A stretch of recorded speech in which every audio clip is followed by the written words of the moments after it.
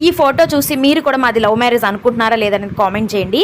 So, ఎందుకంటే చాలామంది మా ఇంటికి ఈ మధ్య విజయవాడ వచ్చాం కదా! ఫ్రెండ్స్ అది వచ్చినప్పుడు ఏంటే మీది లవ్ మ్యారేజ్ అని అడుగుతున్నారనమాట. ఇదేంటి అంత మాట అని అడుగుతుంటే ఆ ఫోటో చూసి డౌట్ వచ్చింది అని అంటున్నారు.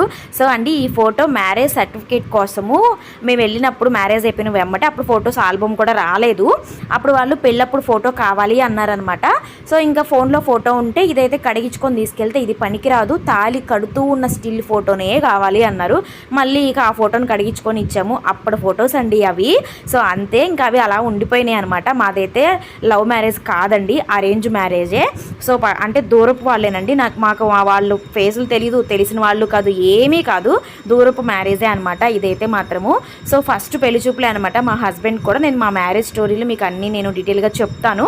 సో, చదువుతూ ఉండగా లాస్ట్ ఎగ్జామ్ అయిపోయిన వెంబటే నాకు పెళ్లి చూపులు అయితే అయిపోయాయి. ఫటాఫటా పెళ్లి ట్విస్టులు టర్న్లు ఎన్నో తిరిగి మొత్తానికైతే పెళ్ళి అయితే అయిపోయింది.